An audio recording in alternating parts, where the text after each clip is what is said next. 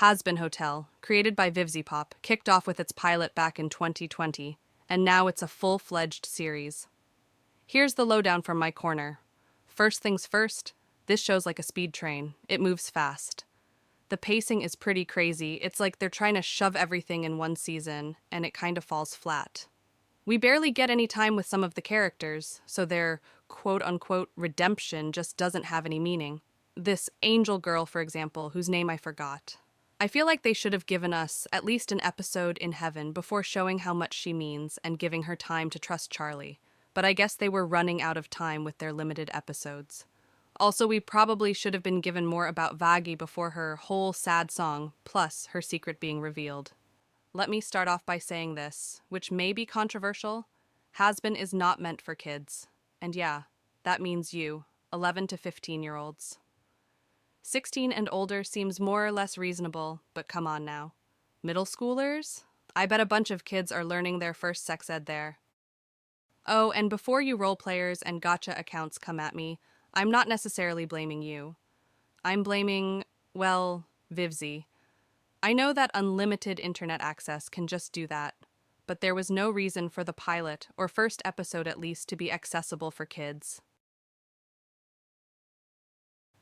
But, real talk, not every joke lands. Some just crash and burn. And let's be real, the humor's often on this wild ride. Kind of like in Vivzy's other project, Hell of a Boss. I mean, it's like they're throwing every raunchy word and concept in there.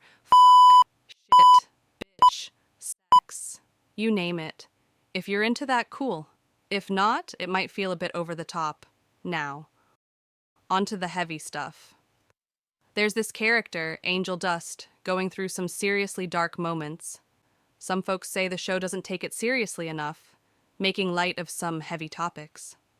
Personally, I find it weird that there are scenes that depict SA in a joking way, and then go on to make a character that suffers from the same problem. Having sex with everyone here! Let's do it! Don't touch that! Foxy, don't let her access any of your holes! It's like they're contradicting themselves. They're nasty jokes, I think. Concerning his situation itself, I don't think the portrayal is particularly all that bad. Also, apparently, the storyboarder for the episode that addresses Angel Dust's problems admitted that they, in fact, are not a victim of SA, and in fact, it's sort of their fetish. They've even drawn Angel Dust and Valentino ship art, which is like the last thing you should do, romanticize an abusive relationship that actually happens to people. Though, how much of the fetishization is true, I'm not certain, but I'm pretty sure it's accurate. I mean, that explains why nothing is implied. Everything is very much explicitly shown. Also, if you remove the majority of the swearing, the plot almost doesn't change at all. For example, the angel swearing. I get that a bunch of angels are corrupt, but I don't even think that was the point they were going for. Also, Alistair swearing was like kind of anticlimactic. Aha! Fuck you! I was expecting him to never swear until this big dramatic moment, but that didn't happen.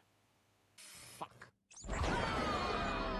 And the characters? Some say they're straight out of a DeviantArt page. Like, Alistair is rad, but he's giving off major OC vibes. People are buzzing about originality and all that. But hey, art's subjective. Speaking of Alistair, the word on the street is that he's meant to be black and dabbling in voodoo. Now here's where it gets interesting. Voodoo, as it turns out, is no casual subject. It's a closed thing, sacred and personal for many. But in Hazbin Hotel, it seems like they've turned it into this broad, edgy, demonic thing. Some are saying like, hold up, you can't just throw around voodoo like it's a cool accessory or something. It's a real and meaningful practice for many people, and turning it into an edgy storyline might be crossing a line. Also, what the hell is up with Alistair's haircut? Imagine if Ninja got a low tape effect.